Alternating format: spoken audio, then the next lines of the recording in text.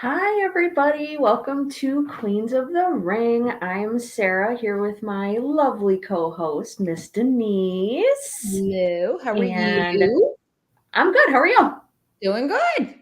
Good, good.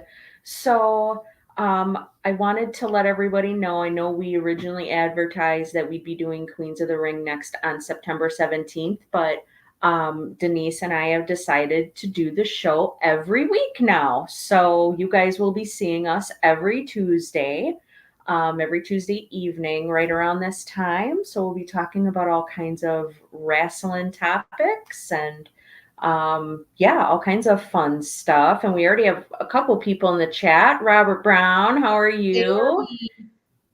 And we've got Nick here too. Hey, Nick, Hey, how's it Nick. going? Thank you for coming. Thank you for coming. No, Tati and Martina have decided to pursue other opportunities, so they're not going to be on Queens of the Ring with us anymore. So it's back to being just Miss Denise and myself, and we both wish Tati and Martina all the best and much success, continued success with everything they're doing. They're both going to kill it. So yeah, so it's just Miss Denise and I. Oh well, happy birthday, the 13th. What day is today? Today's the Today the 10th. 10th. Yeah, Oh, Friday. well, that means, oh, you lucky ducky, Friday the 13th. Dun, dun, Right? dun. I have to travel to Illinois for work on Friday, so that's gonna. Ooh, oh I was boy. like a little nervous. I'm like, do I really want to be driving 3 hours away for work for the day? Like, I don't know if this is a good day to do it, but it'll Right. be it'll be fine. It'll be fine. You be It'll be fine. fine. It'll be all right. So yeah, we got some cool stuff to talk about and discuss tonight. We invite everybody in the chat, everybody that's joining us and watching and listening to us. If you can, join us in the chat and we want to create a good positive discussion and comments are always welcome. Oh, absolutely, Nick, for sure. I mean, we definitely um, support you guys and everything that you guys are doing. And like I said, I know you guys will kill it. So we definitely.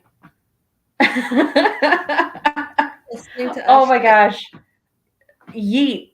Absolutely. Not the no yeet. Which, speaking of neat yeet and no yeet, when the heck. Okay, Is this Jimmy isn't one of coming the back? topics. Where the heck is Jimmy Uso? When the heck is Jimmy coming back? I'm like, this is ridiculous. Wasn't he cleared? He was cleared, if I am He correct. was, I think it was a couple weeks ago, matter of fact, um, I think Nick, when I did the Post Bell podcast, I did with him after I did a SmackDown watch along with Nick. We were talking about him, like, and I remember Nick said that he was cleared to come back. So I remember Nick saying it was like imminent that he'd be coming back. We figured probably a week or two. Yeah. And in time to maybe be able to have some kind of participation in SummerSlam. And then it was, where's Jimmy? No Like, Jimmy. don't know where the heck Jimmy is. I'm like very confused by that. Um, who Hmm. knows? Maybe he'll come back. I'm wondering too, because I've heard rumors. Now they did take, I guess they had Roman on and they took him. Oh, the rumors have been swirling around for 2 weeks ago or so, and now it's like they're not even hinting at the return. Yeah, with SmackDown going to 3 hours, maybe this Friday. Oh, so SmackDown is going to be 3 hours. I wonder. Interesting. Well, Mitch mentioned that, like, we were just chit chatting about stuff before we went live, and Mitch said something about He SmackDown did. being 3 hours, and I'm like, oh boy, that's going to be a hard sell because with we don't, as fans, we pay attention to ratings, quote unquote, but we just like watching the Hmm. shows. We just like watching wrestling. And um I know ratings, I understand why ratings are very important for like AEW and WWE. Um because it helps, like with AEW, it helps them get their new TV deal. So if your ratings are, not very good, it's going to be much harder for you to get a TV deal. But I've always noticed that the ratings have really gone down in that third hour of Monday Night Raw. It's like, it's a lot to slog through a 3-hour show. And now you're not only going to do that for SmackDown, but on a Friday night. You expect people to sit for a Friday night for 3 hours and watch SmackDown. And inherently, SmackDown, in my mind, it hasn't been as good, and it hasn't had as much action as Raw. So that would be, for me anyway, it would be even harder for me to get through watching 3 hours of SmackDown. But we'll see what happens. Maybe Jimmy will come back. Because I'm thinking, like, Roman was advertised for SmackDown this week, but then I guess he's not advertised now. So I bet you they're trying to pull a fast one. I know. I guess we shall see. There's a lot, especially if it is going to be what? Yeah. Yep. And that brings us to one of our topics. Nick's comment. It says USA also advertised Roman for SmackDown. Raw will be 2 hours from October 7th to December 31st. So how do you feel about that, Denise? Thank God.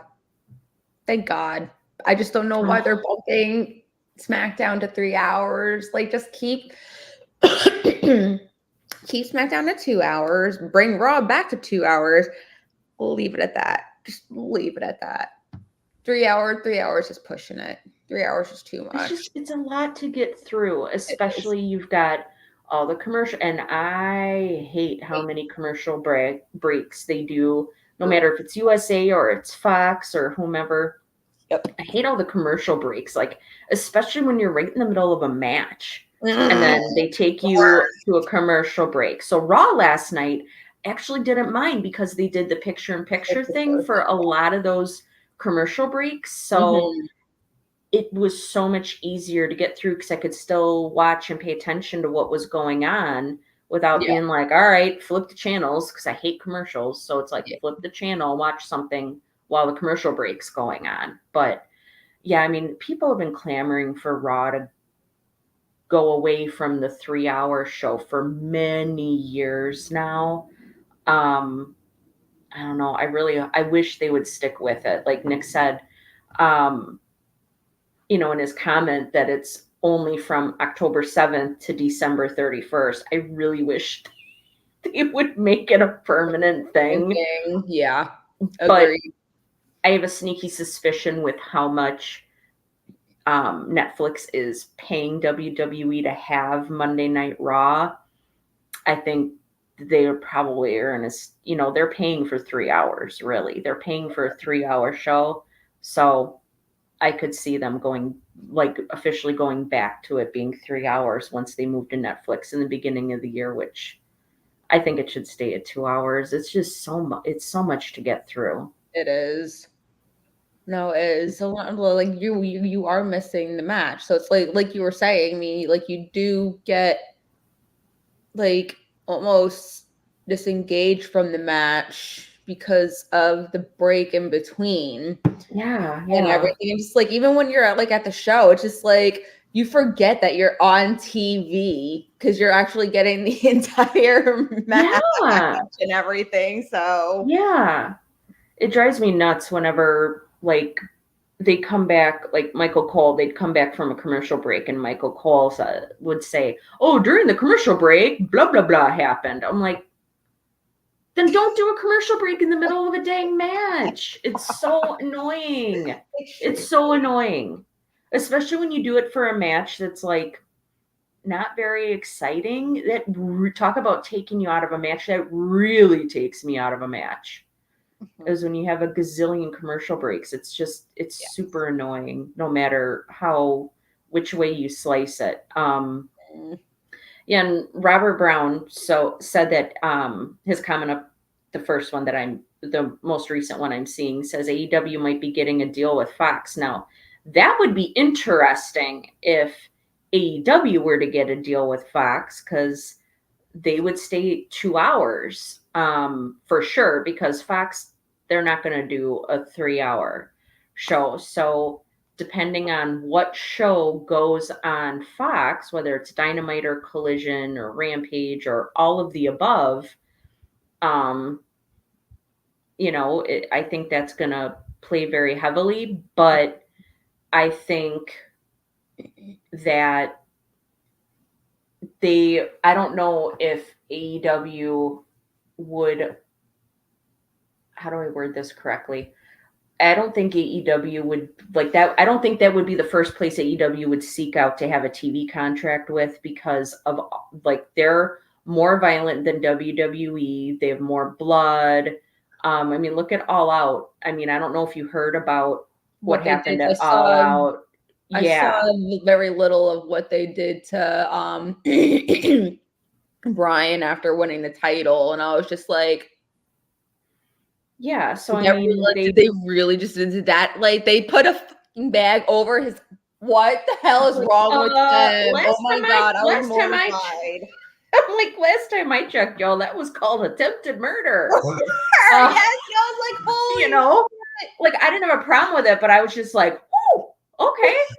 So, and like in the cage match that Swerve had with Hangman Adam Page, Hangman stuck Swerve with a needle in his, I think in his mouth area, maybe in his cheek or in his mouth, to like, I guess, numb him up, and gave him some gnarly looking chair shots to the head. Oh,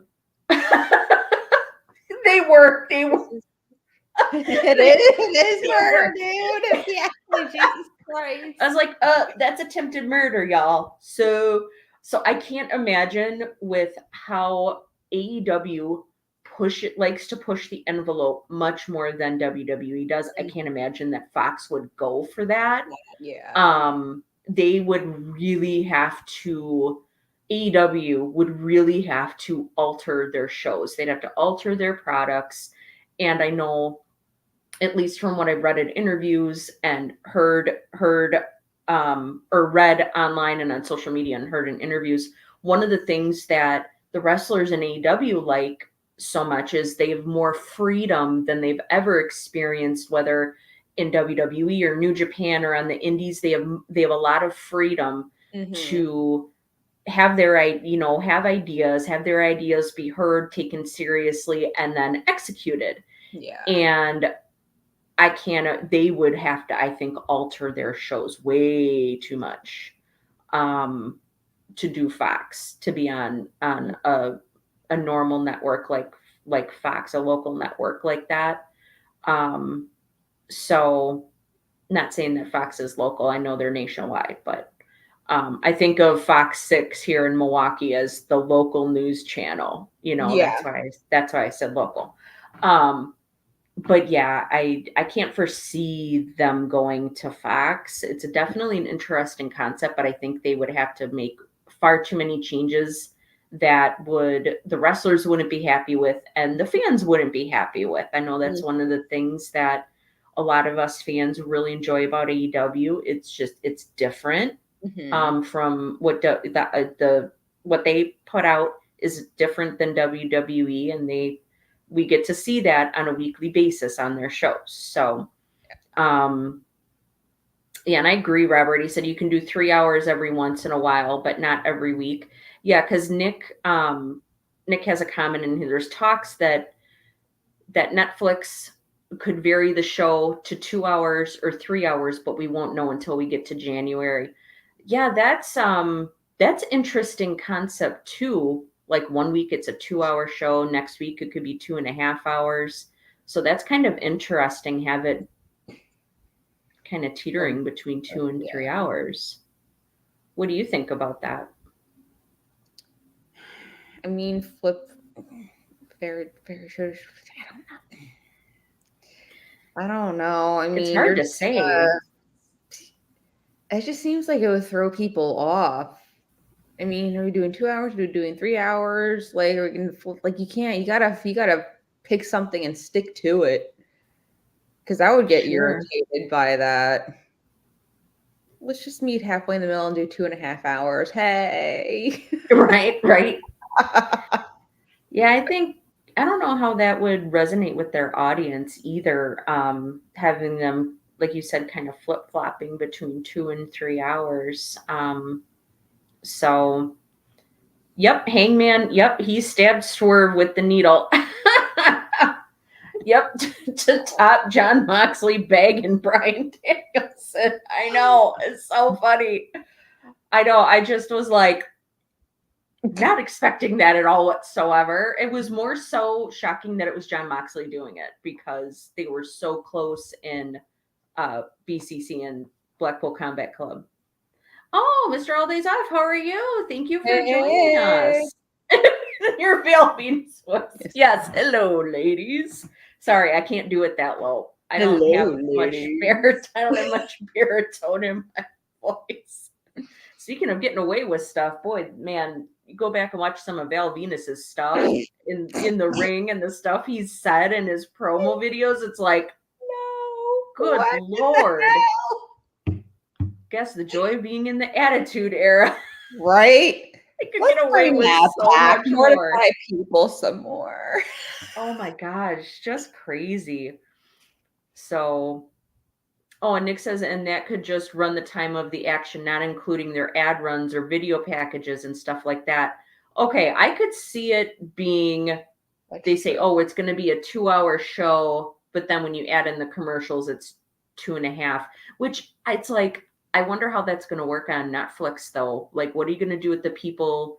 Like, I guess, are they going to have it be differentiated for the folks who are paying for perhaps Netflix Premium where they don't have ads at all versus somebody who's paying for like the basic Netflix, like the entry level Netflix where you perhaps would have ads? I wonder, so there's a lot, I mean, that we're, I guess, going to find out come January with how long the shows. Oh, and Nick said, and the commercials, I think, will just be their video packages, not TV commercials.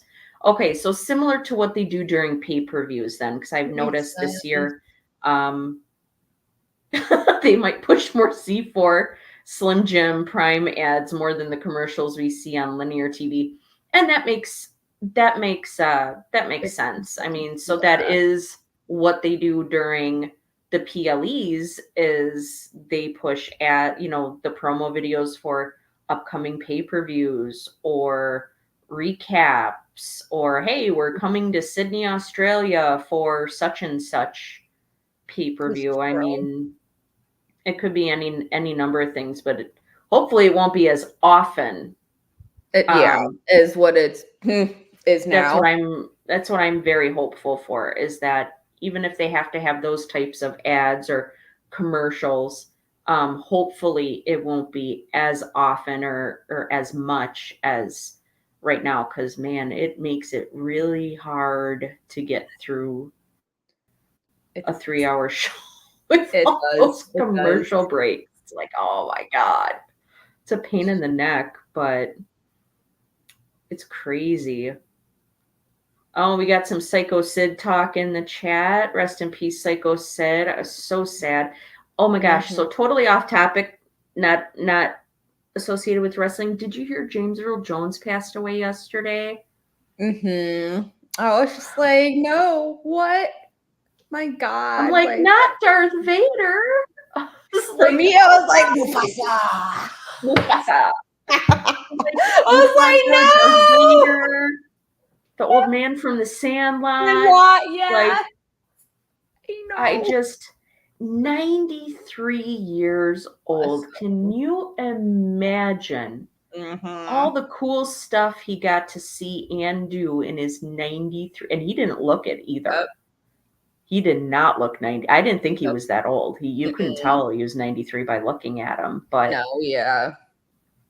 I'm interested, just, I guess you could say nosy as to what he passed from.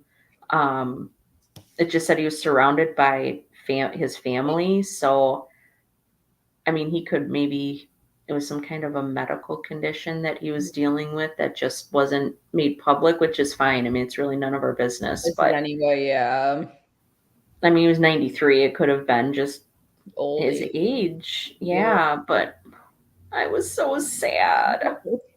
That made me so sad. So rest in peace to James Earl Jones.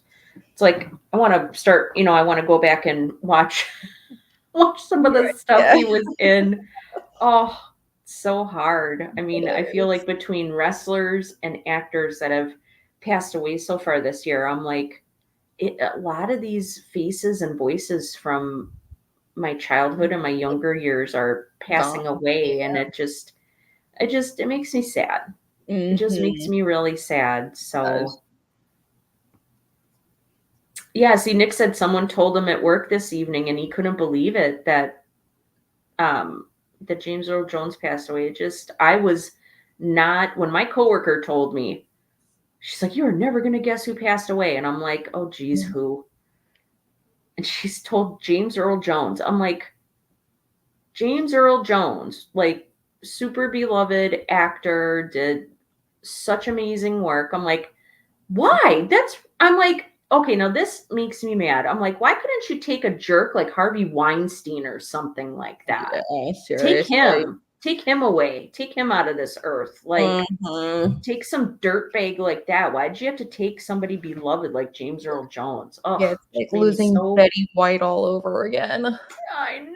Oh God, that broke me up too. But that woman, she like 99 or 100. 99. Yeah, she just missed That's her 100th birthday. crazy. Oh my God. And she was still with it Oh yeah. mentally, man. Holy cow. Talk about a spitfire. That is definitely Betty White for sure. So yeah, I'm like Psycho Mhm. Sid and Afa and Sika and James Earl Jones. I'm like, oh, the last couple weeks has sucked. It has. It's been oh my gosh, it's been terrible. And their poor families. I I feel know. so bad. Yeah, Mr. All Days Off. We did talk to Raw. Um, we did talk about Raw being on being back to 2 hours. We just wish they've only said it was basically October 7th through the end of the year. We wish it would continue on into when they're on happens. I wish it was over a decade now. So Mhm. yeah, most definitely. Oh, Nick said you got to give people time to do the DX suck it cam. It's very true. They should bring that back. They need to bring, do you imagine how engaging a 3 hour show would be if they had something like that, something Showing, very yeah. engaging. I think that's why, like, for example, Jay Uso's entrance, why it has gotten over so much. I mean, people love Jay Uso, Yeah. but and support him and are behind him and everything that he does. But that is very engaging with the audience. Yeah. So imagine having something like that. That would be kind of cool, They do especially have if it, you're but they do there. it during the commercials. Aw, Yeah, they do the stuff like that during the commercials. I would love to see that. I would love to see that, like, on the show. Like, Yeah. even if they just show a little bit of it, kind of like how you see all those videos of like the kiss cam at basketball games Mhm. and hockey games, and you get some really funny videos from that. Doing something Yes. like that would be really fun, I No, for think. sure. Yeah, Nick says that's basically what I think the commercials are for. The suck it cam and Pat McAfee singing happy birthday to Michael Cole every week. No, Now Pat. that was funny. Oh, I miss seeing him I every know. week. I mean, I if you want to really see Pat, enjoyed. watch every Saturday morning or like Saturday early afternoon when they do the predictions for the college football game. Oh my gosh, he is a hoot. I He is. enjoy Pat. Like, he rubs people the wrong way. I know a lot of people. I saw a lot of people complaining on, or being happy complaining on social media when they announced that he was leaving Raw and going back to College Game Day for the time being. Mhm. And people were happy about it. And I'm like, I'm not happy. I like Pat I McAfee. love Watching him interact with Michael Cole. Oh Pat. my gosh, he really Yes. I noticed this last time when they did Raw together. He really got Michael Cole to come out of his shell. Yeah. Oh yeah. Absolutely. He has Like, that aura about him. He has that personality. oh crap! So y'all, I got NXT on. Uh-oh. I have it on mute, and the Bloodline just rolled up to NXT. The fuck? You got Tamatanga and Tangaloa in the ring right now, What? going after Axiom and Nathan Frazier. It's like, What? really? What the Oh, they're hell? going, just took them out. Oh, and now they're going after Street Profits. Okay, so looks like we're gonna, oh, Jacob Fatu. Oh my Oh, Moonsault. Holy What? crud. God, that guy is such a beast. He is. Good Lord. Well, Oh, he definitely my fave. Out of all of them, he my fave. I love Jacob Fatu. oh my God, freaking Tamatanga cracks me up when the crap he does at the ay, ay, ay, ay, ay. He's doing that right now. What? Oh my God. When he does the ay, ay, ay, ay, ay thing, like he's doing it right now. Is he really? Oh my God. He's doing it the rig that, oh my God, that crap is so hilarious. Oh, I did not expect. So obviously, it seems we're going to be getting a rivalry between the Bloodline and the Street Profits. So Lovely. Why couldn't they do that on I don't know, SmackDown where the Profits and Bloodline originate? right, What I the think hell? I think that match, or did they just have that this last SmackDown, or is that coming up? What match? They were going. The Street Profits were. Oh, I think that was this last Friday. Okay, so Yeah. I Oh, think for that was the this last title? Friday Was it for the for the titles? titles. Yeah, It was yeah. last Friday. I think it was last Friday. Or the week Okay, I think before. you're right. I Something like think that. because I'm like, I can't remember if that was this last Friday or if that's coming up. I was not expecting to see the Bloodline roll up. I was like, oh boy, Oh that is man. very interesting. Very interesting. So, yeah, Nick says college game day is amazing. He was yeeting and throwing back the brewskis with Sheamus over in Ireland. I watched some of that. Oh my goodness, is so. He's just so Pat McAfee is just so charismatic, and He is. he really loves being a fan of pro wrestling, and I think that's he can he speaks in very like layman's terms with Mhm. wrestling stuff. Like that's one thing with Earl, like he knows the name of all these moves. I'm like, wait, what's that? Like the flippy thing he did? Like I don't, I don't know like a lot of the formal names, but Yeah. Pat just kind of breaks it down in a way that I can understand what's going on, but he's just super funny. Yep. I loved, like I said just a few minutes ago, I loved his interaction with Michael Cole. He got watching Michael Cole put on that foam yeet hand and saying he's yeeting all over himself. That was seriously one of the funniest things I think I've ever heard in all of my years He's eating all over. watching. Oh my God. It's so funny. So I am sad. I am too. Um, We'll be I'm back in sad that Pat's, January. but he'll be back in January, which is good. So I mean, at least we have something to look forward to with Netflix getting Raw. So, Yeah. but yeah, I really do. I wish it would stay at two. The show would Ow. stay at 2 hours. I think that would be very beneficial. Oh, Very beneficial. So let's see. Our next topic, I gotta bring the list up. Oh, here we go. Again, talking about Raw. How did you like Bret Hart back on Monday Night Raw? I loved it. I mean, especially with them being in Calgary and everything. It just made it like more sentimental and everything. And I like not even Brett. They brought Natalia back too. I love that. So it's just like bringing back two icons and everything, but definitely especially Brett and like the pop that he got. Like my God. And then I even loved having Sammy coming out and defending him against that turd that's holding a title he doesn't deserve to be holding.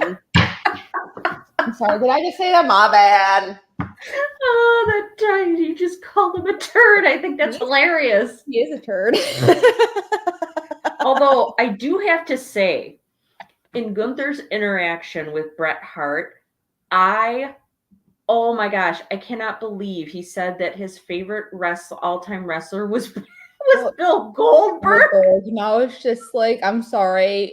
What? I was like, wait, what?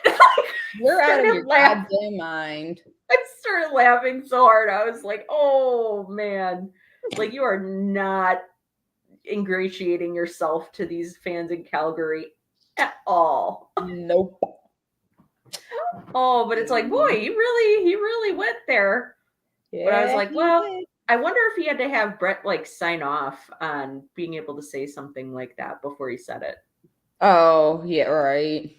I want because I mean, he didn't really have much of a reaction to it too. So Yeah, I wonder if maybe he got, you know, the okay, if WWE got the okay from, from Bret Hart to say something like that. But it was so nice to see him, and it it's so was. nice to see him back in a ring and all of that. And it's funny, when I was talking to my husband about it, he's like, is Bret Hart coming back to wrestling? Is he going to wrestle again? I'm like, Bret Hart is, I think, in his earlier mid 60s. I doubt he is going to be wrestling again, even for a short time. Like, no, I don't mean, it think looked like that he was is. struggling to get up the steps to get into the ring. So, Yeah, most definitely. I mean, think He's about, 67. I mean, and it's something that we as fans totally take for granted, that just the strain and stress. That they Oh put on yeah, bodies. Mr. All Days Off. Bret is 67. Yeah, no, Bret Hart is not wrestling. He's not going to be wrestling anymore, unfortunately. Nope. But just think about all the stress and strain that doing not even the high flying moves. Just think about the stress and strain that it puts on the bodies of these wrestlers. Like, we really take it for granted. We really, I mean, and I'm fully aware of that. As much as I complain about certain things, I know there is no way I could do even a fraction of what these guys and girls do in the ring. Like, there's no way. There's no way. I mean, well, think about, I'll stay on the topic of Bret Hart. Think about how good Bret Hart was as a performer. He was good. Was a little rusty with promos, I think, at first, but then he really came into his own once he got more practice. Once he started doing them more, he got better and better on the microphone. But I mean, his dad was a promoter and ran their own training program, and I mean, he was around that his whole entire life. So, and I think what Sami Zayn said last night is very true, is that Bret Hart is a hero for so many people, men, women, children. I mean, he's one of my all-time favorites. I mean, for me, he could be up on, if they had a Mount Rushmore of wrestling, he most definitely would be up there. Yeah. Absolutely, he would be. For sure. And he just, think about how much he's influenced a lot of what we see in the ring right now. Big time. You have people doing the sharpshooter, and they always reference that's Bret Hart's finisher is the sharpshooter. Still to this day, they reference him. So he definitely made, he had a definite impact on so many people. And it was nice to see Natty again, to see Natalya. She's been, I mean, she wasn't on TV for a very long time. It was like, good gravy. Yeah. Mr. All Days Off, all those Hart family members, and I don't think any Harts in their 20s are wrestling anywhere. Yep. Yeah, I don't think, you got to figure what there I wonder how many siblings they had, like Owen and Brett and not all of Stu Hart's kids became Wrestlers. though. But I think it's really interesting that all the girls married, or I think, well, at least two of the girls married wrestlers, which is really funny. I just think that's very interesting. It kind of makes you giggle a little bit. So, and it's Mr. Earl Cole, the voice of the wrestling experience. How's it going, Mr. Earl? And in case anybody didn't know, yesterday was Earl's birthday. So I did text Earl happy birthday yesterday. But once again, I want to take this opportunity to say I hope you had an awesome birthday, Earl. Yes. Thank you for, everything that you've helped me with, that you've done, and all of that. We really appreciate you. So if y'all haven't, please wish Earl Cole a happy birthday. Sorry, y'all, my allergies are kicking up again and going a little crazy. I don't love those allergies. They suck. Oh my gosh. Oh, look at that. My cousin. Change that, girl. Change that. Queen Mitchell Foley of the Kingdom of Hardcore Sports. There. I actually said it. Oh my Queen gosh, Mitchell Foley. he's back there right now just shaking his head. Probably rolling his eyes and shaking his head at me, but that's okay. That is okay. I don't mind. That's how predictable you are, Mitchell. Mitchell Foley. Queen Mitchell He's Foley. laughing. Your Royal Highness. Probably. But yeah, I thought having Bret Hart, I really wish it was like longer though. I honestly thought we saw him in the ring, with Gunther and Sammy for that whole thing. And then they did a little backstage interaction with Natalya and the Selena Vega, and I keep wanting to say Ivy Nile. I know she's not. Lyra Valkyria. Yes. I felt like I would have liked to have seen him in more backstage segments last night. You would think Bret Hart is going to be on Raw for the first time in a very long time. You should be making a really big deal out of that. Yeah, absolutely. Especially in his hometown, too, no less. Well, yeah. Come on now. You got to get while the getting's good, peeps. For reals. There we go. Much better. Or I could do this one and say, yeah, like Lil Jon. I can't quite do that official voice because my voice doesn't go that low. And it would hurt my throat. So, see, Mitch put a comment in there. He is laughing. So he's laughing at being called. Oh, but he was rolling his eyes too. And Mitchell Foley. We love you, Mitch. We love you. We love you. So, the next topic that we would like to discuss this evening, favorite. Oh, here we go. Earl asked, what do you guys think Joe's performance on Raw so far? Oh, you mean Joe Hendry on NXT? No, the commentator dude or whatever was the guy that took Pat's place. I do enjoy him. I didn't think I was going to, but I don't mind him. I thought he was talking about Joe Hendry. I'm like, wait, you mean Joe Hendry he's been on NXT, Earl? Like, what are you talking about? Yeah, I do like that new announcer. I mean, I'm not a humongous like Wade Barrett fan necessarily. Who he's with anymore. They keep flipping them all over the freaking place. But no, the two of them. Joe Tessitore. Thank you, Blaze. And we have Naughty Blaze in the comments. Naughty Blaze in the house. Two naked guys behind you. Please. Oh no, we're just a couple of sickos.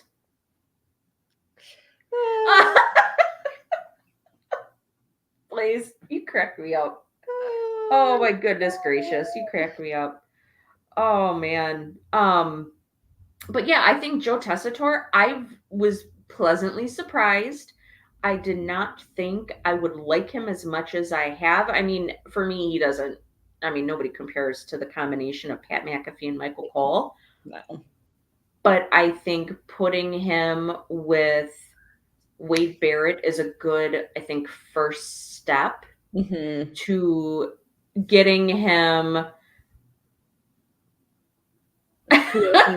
Blazy goes, sickos. Yes, like Tony Khan says, AEW is for the sickos, and I love it.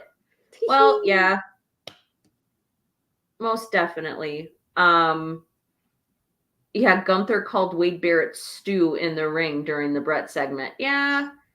I noticed that too, but you know what? I figured that's his real name. So maybe Bret Hart's or maybe Bret Hart really is Gunther's favorite wrestler and he got nervous and called Wade Barrett stew on accident because he was nervous.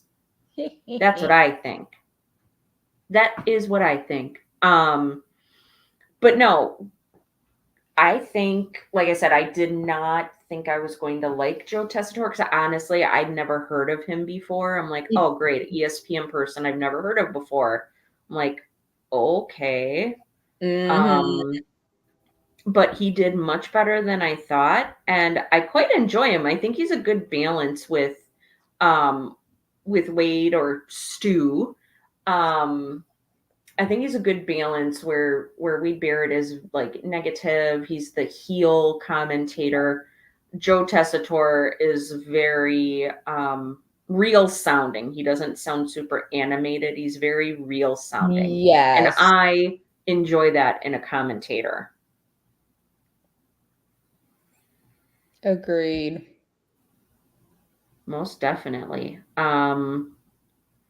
Okay, Mr. All These Off says Joe is great, famous for boxing commentary, college football, and was on Holy Moly TBS mini golf show.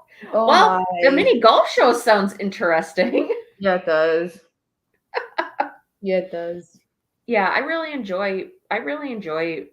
enjoyed Joe Tessitore so far. What do you think, Denise? I mean, he's growing on. It's so like I was even Monday when he was talking, I was like, who the hell is that? Like, what's going on? I was like, oh, right. New dude. So he's getting used to, but no, I like him. He's growing. It's just gonna, I mean, I did see where was it? Somewhere on Twitter. I mean, he's definitely good with what he does. But they pointed out his like to get more knowledge with the football, saying football, I was really looking at college football. His knowledge of wrestling and stuff like that. But yeah. I mean, he's doing pretty good so far. I like him. You can tell that he's a fan, that he enjoys it, which I think is a very big plus. You don't want to get somebody that doesn't know anything, that doesn't know sports, that doesn't know wrestling in there, because then they're going to not be as good, especially being in front of the public, knowing terminology, being able to be a little sassy with some of the things he says. I really liked how he was like kind of snapping back at Wade Barrett, like, Wade, come on, be serious. Like, you cannot be serious right now and think that Drew McIntyre is justified in any of this, in any way. Like, just the way he was snapping back at him. It was almost like he was defending without defending in a way. Yeah. And I just was like, ew, I like how the way he's snapping back at Wade Barrett. Definitely. Nick said Tessitore brings that style to wrestling that I love. The first week was rough. The second, he was so much better. But yes, he said at SummerSlam kickoff with Cole, he has been a fan his entire life. See, and I'm glad that you brought that up. Like, I think that's very important, because he brings that passion, and Yes. I can tell by listening to him, even if I like am not looking directly at my TV or if I'm watching it on my phone, I'm just listening to it. I can tell how much he cares about what is happening. Mm-hmm. You really can tell. So what I also was going to say is one of my favorite commentators when I used to watch NXT Black and Gold was Mauro Ranallo. Very distinctive voice, Okay. very distinct way of speaking and describing what was happening in the ring. And before they showed Joe Tessitore, before they showed his face, the first episode of Raw he did with, a couple weeks back, he sounded like Mauro Ranallo to me. And I was like, wait, they got him back? I was like, wait, who is this? And then they, introduced Joe Tessitore. I'm like, oh, it's that new ESPN guy. Okay, cool. Like, but yeah, I really do like it. Mr. All Days Off says he brings credibility to casual sports fans might tune in, or he brings credibility to casual sports fans may tune in because they recognize the voice. Yeah, that's a very good point, especially since he's done other sports. I think that's very, very important when, when you've got a good commentator and a good commentary team. Yeah. He said, oh, he said Morrow was close to signing with AEW. I heard Morrow, he signed, I believe, with an independent wrestling company. I think GCW or no, it's the one. I think they got him because Scott. Oh, the Scott guy that I can't think of his last name right now. I'm sure Seymour? people in the Below yeah, place yep, with, yep. yep, the Scott guy from TNA that they fired. Mm-hmm. He's started a new wrestling company up in Canada, and Okay, good for him. I think that's where Joe. I think that's who Joe Tessitore signed with, was them, I believe. Huh. Scott Diamore, thank you, Mr. All Days Off. My hero yet again, saving me from making an idiot out of my sounding like an idiot. Yes, Scott Diamore, he started a new wrestling company up in Canada, and I think that come on, producer Mitch, show my comment. My comment. Biatch. Oh, Grega John, how are Maple Leaf Wrestling? Thank you, Blaze. Yes, he started Maple Leaf Wrestling, and if I remember correctly, I think that's who Morrow signed, who got him, and he's now he's on the commentary team for them. And I know. So I'm glad to see Scott Diamore doing something wrestling related. I thought when they got rid of him at TNA, I was like, please, Tony Khan, I implore you, get him in AEW. He would be able to bring such a wealth of wrestling knowledge and wrestling business knowledge, not just like in-ring knowledge, like wrestling business knowledge to be able to do that. Yep.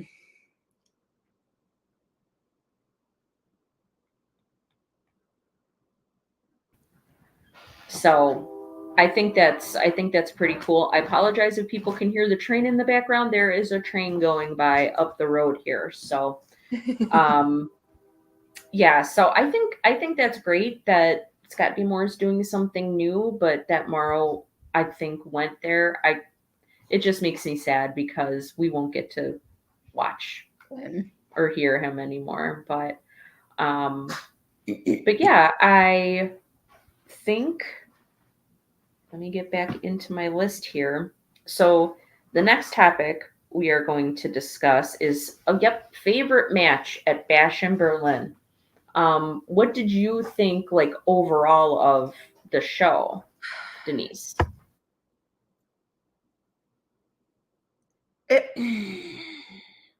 It was all right, honestly. Drew and Punk saved it, and then the last three matches were the best. Like, just the first two, I'm like, what is this? Like, this is boring. Like, ask Mitch. We were just like, what is this? No, but no, yeah. Punk and Drew definitely saved it. And Yeah.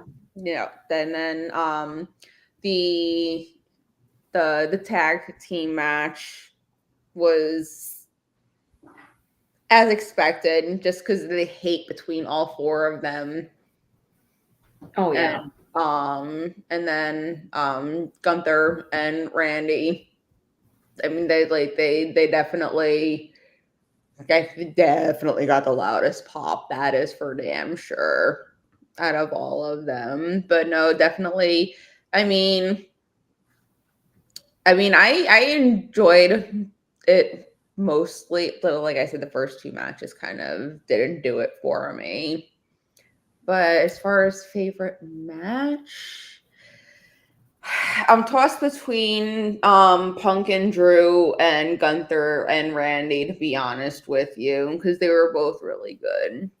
Just because of the, I mean, yeah, but I mean, just because with it, I mean, it's Randy. He doesn't have a bad match, and then the Drew and Punk. There's the hate between them, so you have the story there for them and everything. So it's definitely a toss up between those two matches for me. Okay. Yeah, I agree. I think, Randy Orton does not have bad matches. Mm-mm. He really doesn't. He's not afraid to put over to anybody. He's not afraid to put over talent. If you guys haven't yet, I encourage you to watch the interview. I think it's a 1 hour interview that Randy Orton did with Michael Cole, and he was making a lot of valid points. It was an excellent interview, and I'm not just saying that because Randy Orton is wonderful, and one of my favorites, but it was just a very, very good interview for sure. Um, and he spoke about it, I believe, in the interview. I watched it when it first came out, so I haven't watched it in a little bit, but um, he was speaking or has spoken about how much he loves wrestling. He's soaking all of this in with the fans. And he Mm-hmm. was shocked when they started, when fans started singing his entrance song, his entrance music. And Thanks, France, for that. right. And that's why I think doing all these international shows, I think it's fantastic. Um, Absolutely. because the crowd really does help make a show more enjoyable for those of us watching at home, whether it's a normal show on TV or a PLE, it doesn't matter. Um, but he is really soaking all of this up with the fans, and he is much more appreciative of the fans and their interactions with him, the way when they cheer for him, when they sing his song. Like, he is very much more appreciative of this since he came back last year at Survivor Series from what could have been a career ending injury in surgery. So I think it's fantastic. So to me, the Gunther Randy Orton match, that wasn't quite my favorite, but I liked it. Was a very, very, very, very close second. But it had this great old school vibe to it. Mm-hmm. It had a great old school vibe to it. So Blaze is asking, well, and Mr. All Day's Off, I see a comment. So Blaze asked, what do you ladies think about Cody Rhodes being number one on PWI's top 500? And Blaze's next comment says, like Cody or not, he's the face of WWE and has been visible on TV all year. I don't mind him at number one at all. I mean, it is what it is at this point. I just wish now I didn't see that list, first of all. I didn't even know about it. Mitch kind of mentioned it to me before when we were chatting before the show. I think it would be important, like for me anyway, to know what criteria um, put him at number one. Like, what are they basing this ranking on? Is it how many years they've been wrestling, where they got trained, how are their promo skills, what kind of attention, positive or negative, are they bringing to themselves and the current promotion they work for? I think knowing the criteria that this is based on would help. But hey, if they made him their number one, and I said this too, I'm like, I get it. Cody is the face of WWE. He does a lot with kids and with the general public, and not just in a wrestling space. Like he does a lot of stuff, just generally speaking, because he is the face of WWE, and he seems like a very good person. Um, I don't necessarily hate, and I said this to Denise and Mitch. I don't hate Cody. I just think his title reign has been incredibly boring so far, and you would think It's boring. you would think for them spending 2 years building this storyline to take the title off of Roman and put it on Cody. How did y'all not think far enough in advance that you would need to have storylines for him once he won the title? It's been it's been boring, to be frankly speaking. So Blaze says win-loss record, championships won, quality of competition, major feuds, prominence within a wrestler's promotion. See, so I did mention that. Overall wrestling ability, the evolution period is August 1st, 2023 to July 31st, 2024. Oh yeah, I mean, if that's what you're looking at, if those are the factors that are being looked at. Blaze, thank you. There you go. Criteria. Thank you. Yes, let's face it, many kids and casuals love Cody, and he has defended the title probably more than Roman did in 2 years, in less than a year. Oh, I 100% agree. Like Roman, no. Like a part-timer should not have titles. That's why I thought, sorry, Nick, but that's why I thought it was absurd that they put the US title on Logan Paul. Like you should not be, because you're not able to defend it, and you are preventing so many other wrestlers from having an opportunity at the title. That's what I don't like.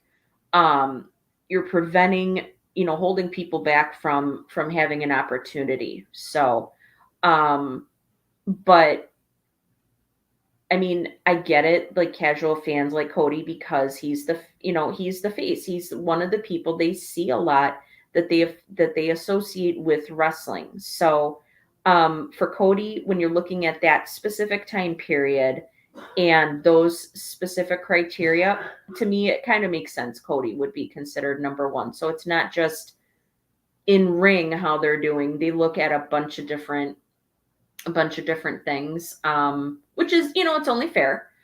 But yeah, I mean, it is what it is. Like, I don't hate Cody. I just think he's decent in the ring.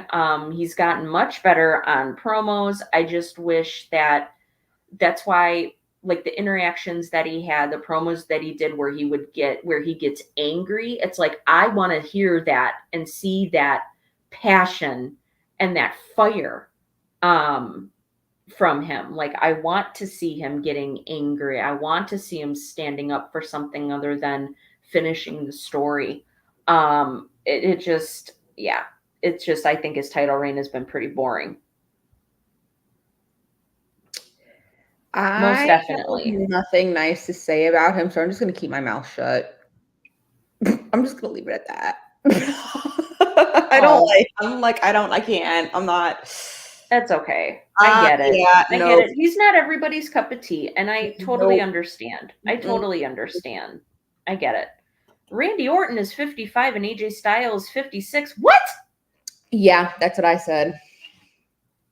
Oh, now that's no, I don't agree with that.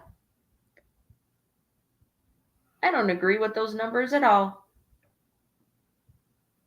Orange Cassidy number 24. Oh, poo. No. No. No, no, no, no, no. I don't no.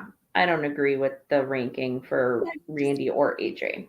Keep my mouth Although shut. AJ, it does kind of make sense though, because he hasn't Been around he hasn't really done much. I mean, he at was all. gone for a while, came back in December, and then now he's kind of gone away again. He hasn't really been featured on TV very much in 2024, which it sucks. Like I said, good thing for AJ to do since we've got, WWE as this partnership with TNA would be for him to go to TNA Mm-hmm.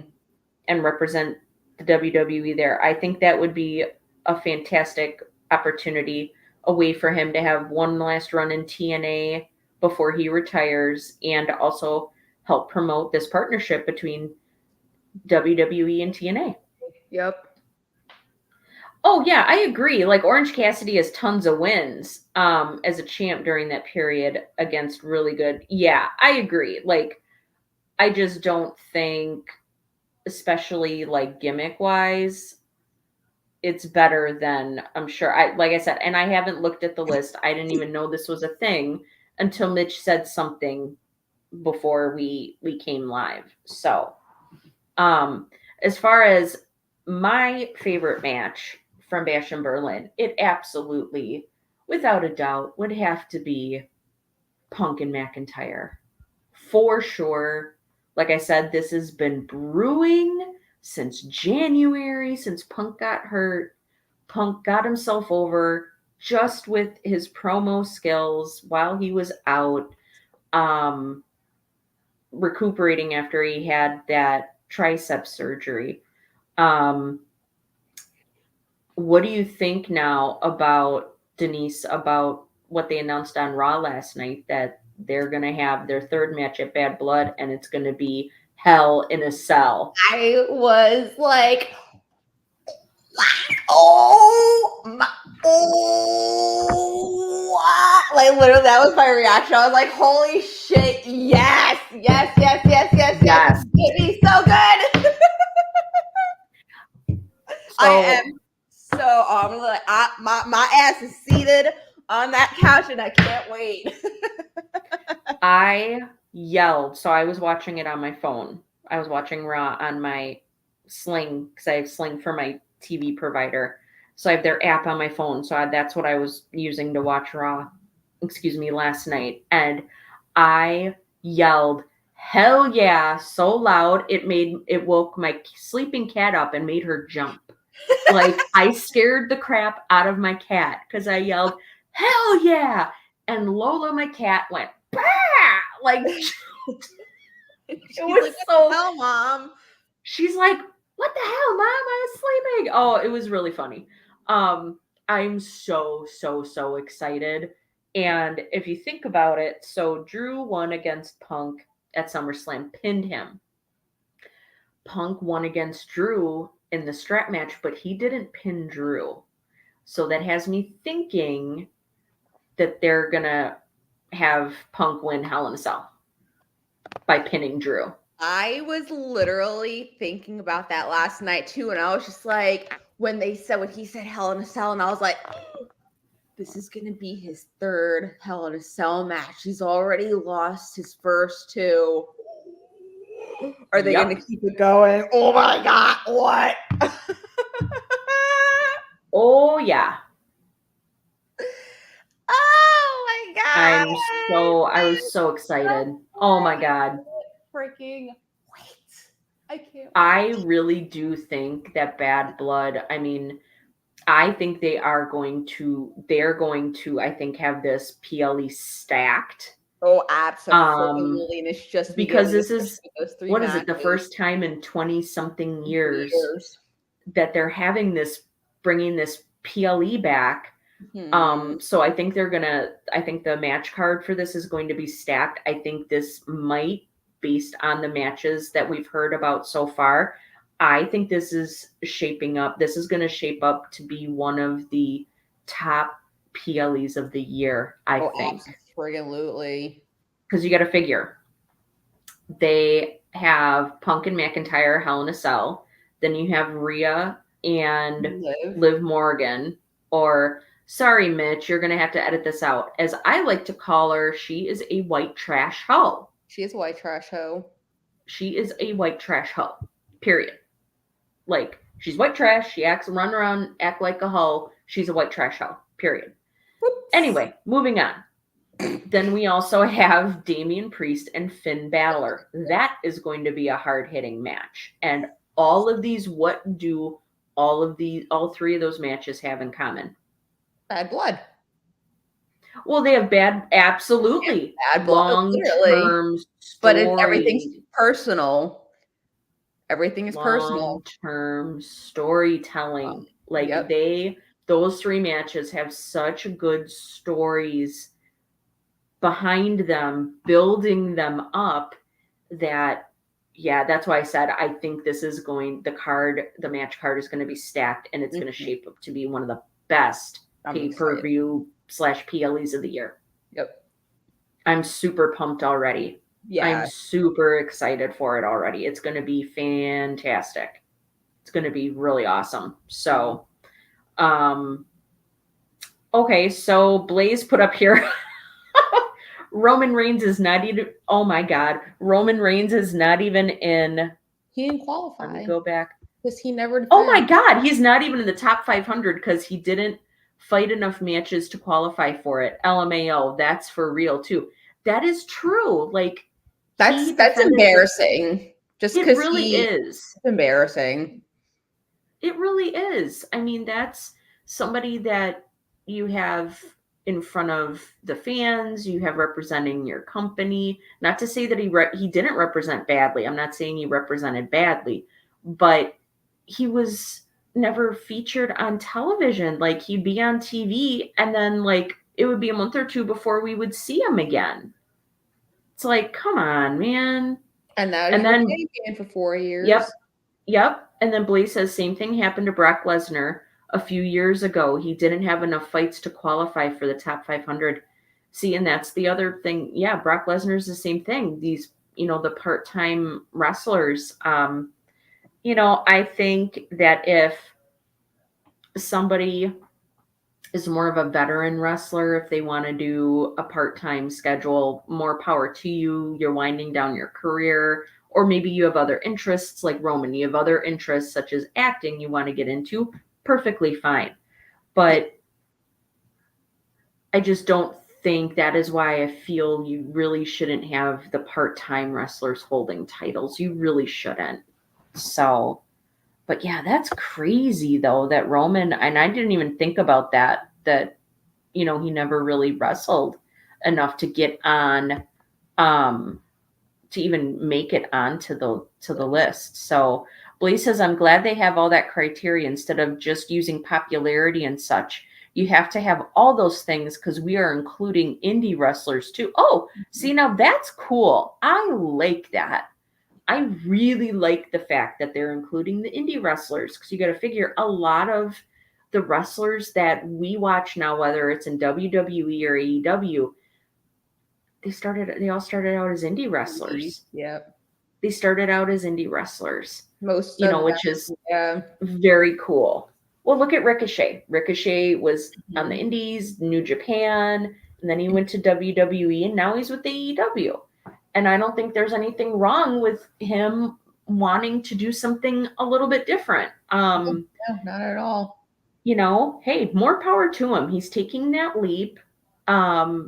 He came to that decision on his own. He was respectful in that he gave WWE notice. I think the way they wrote him off of television was very. I thought it was great. You Yeah. know, they didn't just stop featuring him on TV and then you just never see him again, and then you're left wondering until he premieres on AEW Yep. on Dynamite. So I thought it was nice the way they wrote him off of TV with Bronson Reed. And what a responsibility for Bronson Reed too. I mean, you got to have a lot of faith in the guy to have him, you know, to have him be the heel or the bad guy that's carrying that responsibility to write off of, you know, for example, you know, a very beloved wrestler. You know, a lot of people really like. I do. I really like Ricochet as well. But it's nice to see him in a different environment. Especially, he was so grossly underutilized in WWE. I'm like, what are they doing? Like, you've got a guy that knows how to work, that's excellent in the ring. His promo skills need work. But I'm hopeful that AEW gives him better / more storylines, and that he is allowed the opportunity to improve on his promo skills. You know, so he's pretty weak on the mic. I will fully concede to that. In the ring, though, he ain't got nothing to worry about. He is awesome in the ring. So, yeah, just that was super crazy. But yeah, I think you know, with Punk and Mac, back to Punk and McIntyre at Bash in Berlin, it was the match I was looking forward to the most, just because of the history and what they've done so far.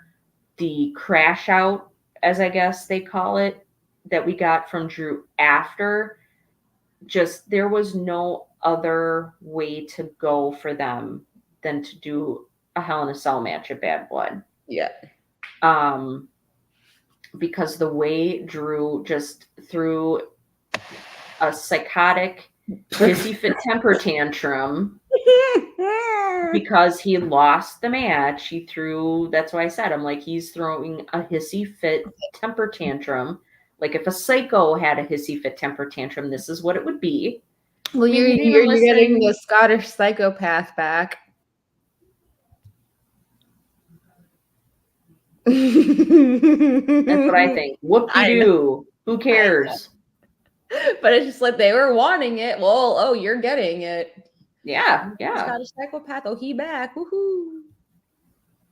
Yeah, just super crazy. The way, I mean, and he didn't even listen to Wade Barrett. And then he had the nerve to call out Wade Barrett on Raw last night. Like it was Wade Barrett's fault. He did, you know, he attacked Punk like that. It's like, try again, pal. I don't think so. Nobody's fault but your own. It's like, what did you think was going to happen? Yeah. So yeah, he just sounds totally not even psychotic in a crazy sense. He just sounds he sounds Delulu. Yes, he sounds Delulu. Little cuckoo for Cocoa Puffs, as I like to say. That's what he sounds like. He's cuckoo for Cocoa Puffs for sure now. So when he did not, that look on his face when Adam Pearce told him that it was going to be Hell in a Cell and he is not done, Punk and him are not done yet, that look on his face was, oh crap, I screwed up. Yeah. That was look on his face was like, oh crap, what did I screwed up. What did I just get myself into? Well, maybe if you, I mean, I know you're Scottish and all, but maybe if like, yeah, you kind of toned it down just a little bit and didn't overreact and own your mistakes. Yeah. Man. Maybe your actions wouldn't have exploded in your face. Now you get to reap the consequences of your actions, and Hell in a Cell is your consequence. Well, there you go. You got nobody to blame but yourself.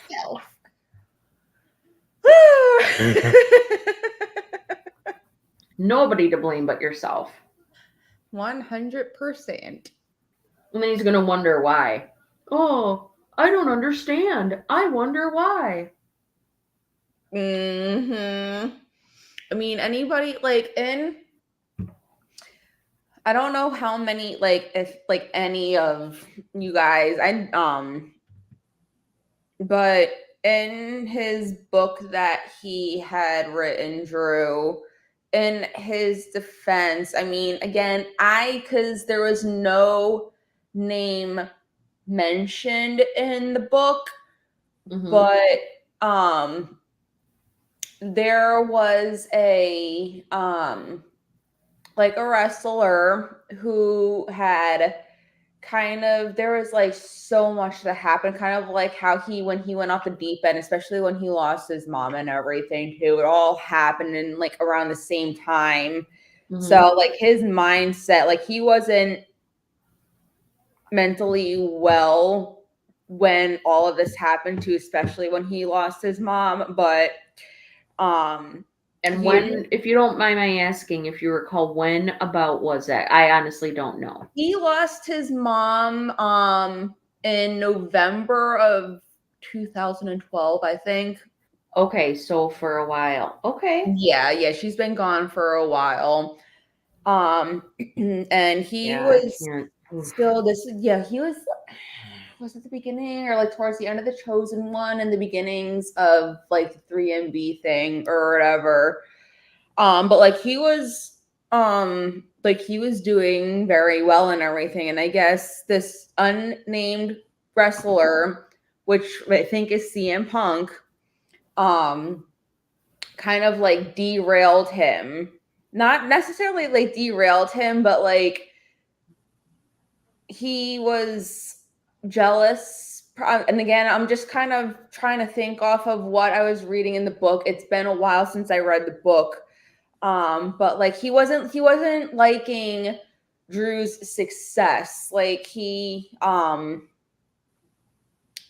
was more Drew and then less Punk and everything. This kid coming from Scotland, whatever, this no-name kid is actually going somewhere, and CM Punk was kind of taking a back seat to him and everything. And I guess Punk didn't like that. So he did something about it and kind of knocked Drew off the pedestal that he had gotten himself onto and everything. And Drew's career with WWE just kind of went to shit after that. And then he got released, and that's when he went to the Indies before coming back. But it was when Punk came back and their feud started, that is what Drew was talking about, how you destroyed my life, you destroyed my career, this and that and everything. I mean, if what Drew was talking about in his who Drew was talking about in his book, it was in fact CM Punk. I mean, it did originate at least a good 10, 15 years ago, because Drew started in WWE he was with 2007 and then kind of disappeared and came back in 2009. So it's been going on for a while. It just kind of disappeared and everything, because it wasn't really known that was what happened and everything, because no names were ever dropped and shit like that. But I mean, with what Drew said when their feud started up does make sense if that was in fact Punk who did that to him in the past. I don't think it was Punk. And I'll tell you why. Just I don't think it was Punk, because if you remember at that time, it's not like Punk was in the good graces of WWE either. Do you really think if CM Punk, who was not very well thought of perhaps by the higher ups, because he would, was famous for, the pipe bomb and calling people out on their nonsense, do you honestly think that they would listen to what CM Punk would say about Drew McIntyre if he was the one that was politicking for his push to get stalled? I don't think so. Yeah. That's why the one thing that was not named. So that's why it's just But I think that's cool though, how they went and put that brought About it, that yeah. into the story for this. So, and I agree, Greg Ajani goes best feud of the year is CM Punk versus Drew McIntyre, in my opinion. I completely Absolutely. agree. Completely agree. Absolutely. I mean, they've been working on this since January, for crying out loud. Mhm. Which it makes me think too, like, okay, so Punk called out before Drew McIntyre attacked him last week. He called out Gunther and said he's going after the heavyweight title. Well, makes me wonder if, and I understand Gunther has the record for holding the Intercontinental Championship the longest. I have to wonder if he got the World Heavyweight Championship a little too soon after dropping the Intercontinental title. Because Absolutely. Punk was supposed to win that at WrestleMania from Seth Rollins. He was the one that was supposed to take it off of Rollins. Yep. So No. if I wonder if a way of rectifying that is going to be for Punk to get it off of Gunther. Yep. No, absolutely. I mean, And, Gunther's like, got plenty it's of time to going win the title again. no, yeah, giving Gunther the title as soon as they did. I was like, wait, what is going on? Like, why? Like, what is the purpose in doing that? And even with him winning the King of the Ring and everything, and I was like, and then with that being a whole like controversy and everything, I'm just like, Yeah, that was BS. what's so special about Gunther? Yep. Nothing. That I don't think I there's mean, he anything was the special. longest reigning NXT UK champion. I was like, okay, What that can you makes do? sense. He is European. That is the European title per se. That made sense. Why the IC title and why like right after is he? I I couldn't tell you. I couldn't tell you. Yeah, Gunther doesn't have any charisma. He doesn't. He really doesn't. I mean, is he a good, like, technical, like, old school wrestler? Absolutely. But his matches are all very much the same. Mm-hmm. They do a couple of moves, they grapple a little bit, and then he starts chopping. Yep. It's like, yeah, I know a lot of people like Gunther. I'm not a humongous fan of his. So So, what I would like to see happen is that Punk wins the heavyweight championship off of Gunther, maybe at Survivor Series or something like that. mm-hmm. And then, because you got to remember too, there's a built-in feud with Punk and Rollins. While True. Rollins is out dealing with these, smaller, like, nagging injuries that he has, Mm-hmm. it would make sense for Punk to have the heavyweight championship, and his rivalry with Rollins is Rollins trying to get the heavyweight title back again. So, I Yep. mean, they have, there's unlimited, storylines they can go in, unlimited things they can Yeah. do with Punk and Rollins. But I like the fact that they set that up at SummerSlam with Rollins being the special referee. But Yes. yeah, what I thought just, it kind of grossed me out though in the match was when Drew had the bracelet down his trunks and he pulls it out and puts it on. And then when Punk got the bracelet off of Drew, he was kissing it. I'm like, oh my God, that was just like in his sweaty junk. Like, Yep. bleh, bleh. Yeah, that was kind of making me gag a little. I'm like, bleh. Yeah, no, sorry, no. But yeah, I thought that was definitely the best, like my favorite match from Bash in Berlin was the Punk McIntyre match. I also did enjoy the Rhea Ripley, Damian Priest versus Liv and Dom Mysterio match. I thought that was fun. That was a fun match. So Mhm. I had fun watching that. Now I don't know if Rhea Ripley because Rhea Ripley, she was not supposed to lose the title when she had to give it up because of her shoulder injury.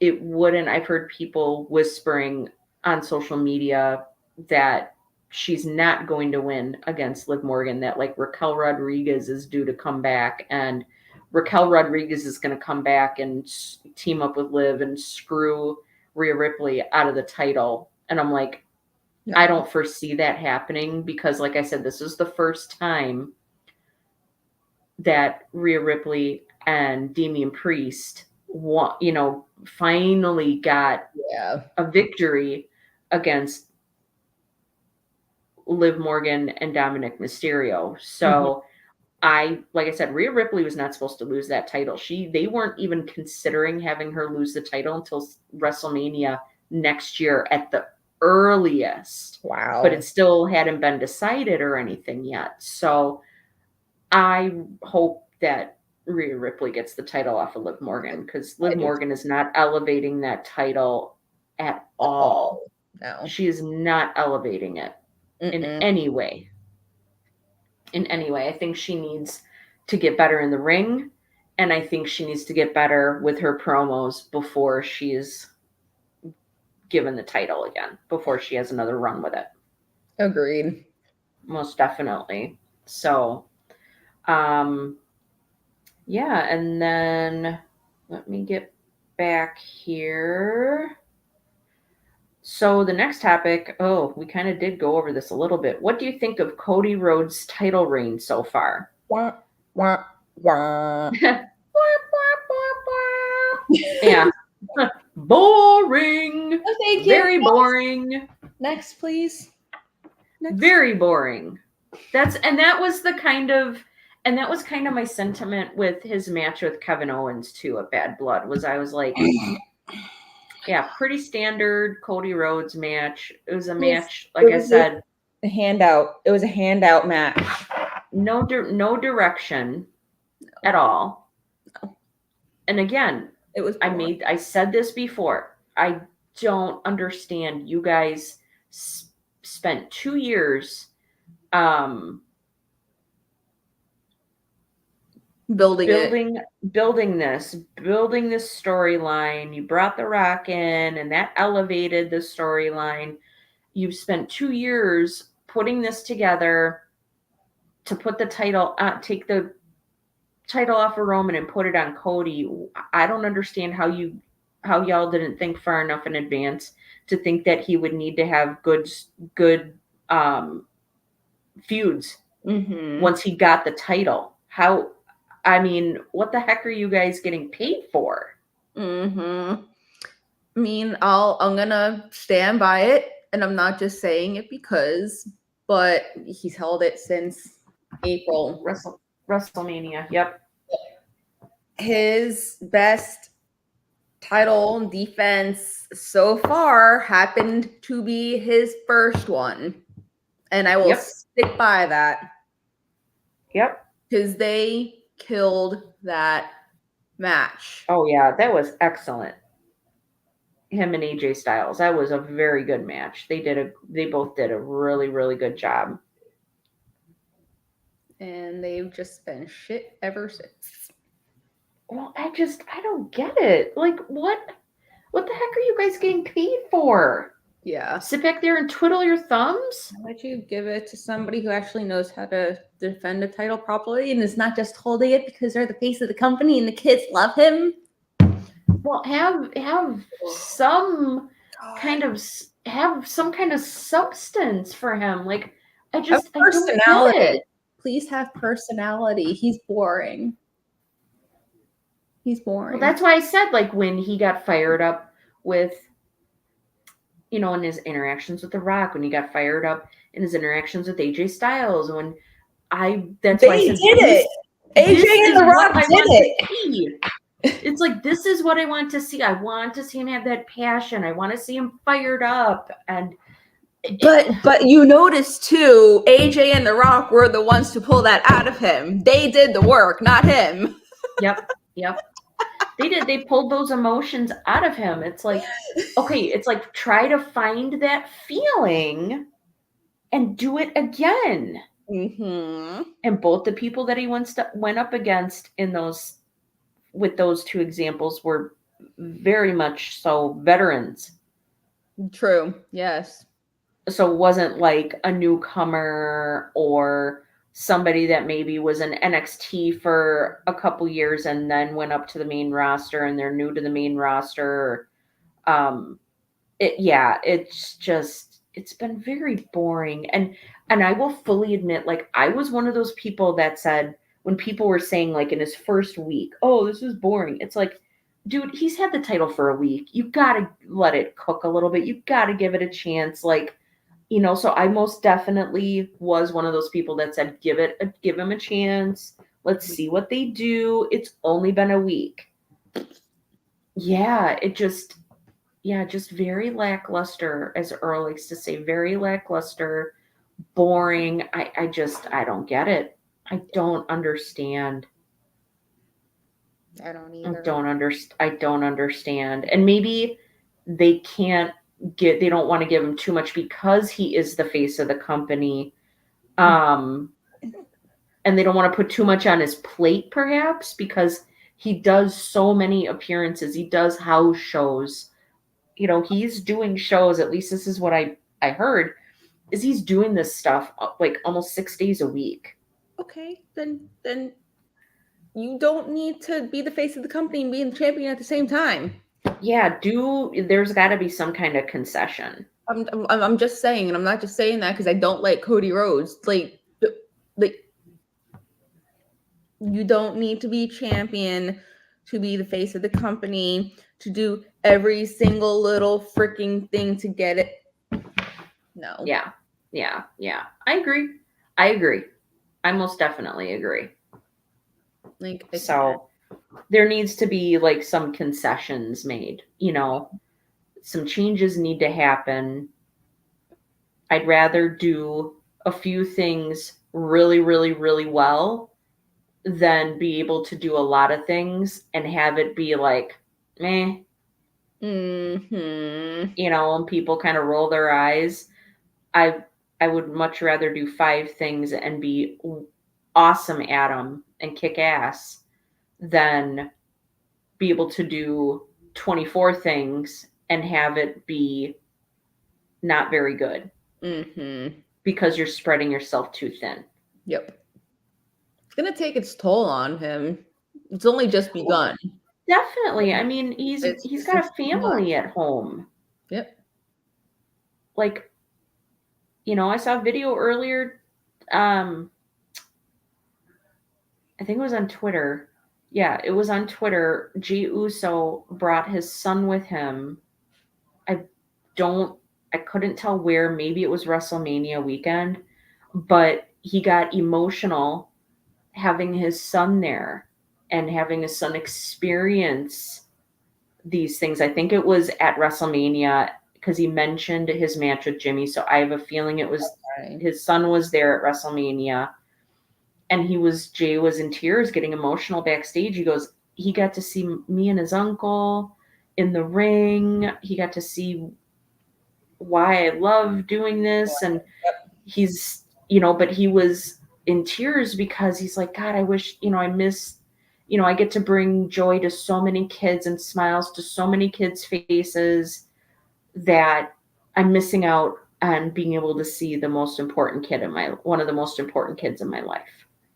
Yep. And that was like, that hit me in the heart, so I mean, Cody has got all these commitments, and he's got a toddler at home. He's got a little girl at home and a wife. Like, I like Becky and Seth's idea about traveling in the bus, bringing their daughter with them, so they can still have that time together as a family. Yeah. So, and then our last topic of the night is, what do you think of, oh, sorry, my phone flipped. Favorite Randy Orton moment. What do you think, Denise? I have no freaking clue. I was literally thinking about it earlier, and I was just like sitting there, and I'm like, Randy Orton Randy Orton. There's I so have many. no freaking clue. I don't know. Well, don't I know. liked when he was in a tag team with Edge and they were rated RKO. Oh, yeah, that was I thought that was amazing. His psychoticness that he had in like 2009, 2010, especially in his feud with John Cena. He Yes. was particularly crazy and demented, especially going after Cena's dad. Like, I just think it's so cool. The interview I watched, and his dad said, I told him to do it. Like, I wanted him to do it for real and really kick me and really hit me. I'm like, ooh, I wonder What if is you were wrong with thinking, right? It's like, I wonder, were you still thinking that way after he punched you you in the head? and kicked you in the head. Exactly. Like, were you still thinking that way afterwards? So I think that was a good moment. I definitely his return at Survivor Series last year. I mean, even though we knew it was coming, it was very heavily hinted at by Cody Rhodes on Raw. It still was wonderful. Yeah. Like, I was so happy that Randy was back. I was not ready to see him retire. Like, obviously, if he couldn't have come back for medical reasons or wanting to be with his family, I get it. Yeah. But it's just my selfishness as a fan that, Oh, trust me. I feel you. you know what I mean? I So, 100% what you mean. Mitch, do you want to pop on? Did you have any favorite Randy Orton moments? Oh wow, just in time. I just got my brownies. So perfect. Oh my god. Oh, Blaze, there you go, Blaze. It is brownie time. A half hour late because I was busy producing the show. So I'm sorry. I got it. But, there's so many. Well, excuse us. Hey. Having your brownies. We don't want it's to all interrupt good. It's brownie all good. time, y'all. But I got like so many. The Bray Wyatt compound Oh, legacy. yes. His feud with Bray Wyatt, yes, and the Fiend. Survivor Series, him coming back. We were talking about that in the beginning. Just him on the mic alone is just insane. Evolution. I'm sure you guys talked about Evolution. Yes. I forgot about Evolution. How could I forget about Evolution? I was like, how in the hell did you forget about How? I was And you know actually what's funny? watching. I find myself- Hold on. I was watching a Chris Van Fleet, the guy who interviews all these wrestlers part time, whatever. He was interviewing Batista, and they were talking about Evolution, so that's how I remembered it. So. Oh, see, I'm glad you remembered because I totally forgot. Yeah, I mean, Right? like especially so when many, he won the World Heavyweight Championship for the first time. Yeah. You could just see the raw emotion on his face. And then how about this one? Denise is gonna like this one. Oh God. Randy Orton and Matt Riddle. Randy! Bro. There you go. I was waiting for it. Oh, Randy. Yeah. That was something else. I was sitting there. Yeah, there's that. And I praised him for not knocking the hell out of Riddle, just going around him in the scooter. And I was like, that took willpower to not do that. Like, I'm just how did he put up with him for as long as he did? I don't know how he did it, but I praise Randy for doing it. How about when Riddle dressed up as Randy with the fake goatee? Yep. How about when it was Randy Orton and John Cena for the double championships? Like the ladder. Yeah. And they were chanting for Daniel Bryan. They were chanting for Daniel Bryan during that. Oh my gosh. Yeah, like so many good moments. I mean, you got to figure what 22 years, 23 years, something like that. And then Randy Orton and Undertaker when Undertaker shot down the lightning. Oh yeah. I mean, like, Oh yeah, his feud with Taker and his dad was involved too. yeah, That was like when he first won it, like right very, very, very early in his career. He Like debuted that's in 2000. okay, so 24 years. I was close. 24 years. I mean, you got to figure that's a pretty big vote of confidence to be paired up with Taker and have Taker be like, okay, it's cool for you to pin me. There was no politicking, no negative stigma being that Taker was the veteran and Randy Orton was the rookie. Like, Yep. yeah, that feud was great. there's Very good. literally so many I can't even keep track. Yeah, There's so many I can't even keep track. Mm-hmm. very I mean, much so. Just him and Definitely. OW, what was it called? The training facility, that class. Oh, OVW. OVW, Oh, yeah. just that class in general. Shelton Benjamin, Cena, I can go on and on. Taker, Batista, not Taker, Lesnar. Yeah, Lesnar, Randy, John Cena, and Batista. I think they were all four, and then Shelton Benjamin. I think they were all in the same they were class, if all I'm not in- mistaken. Yeah, they were all in the same class. That's nuts to me.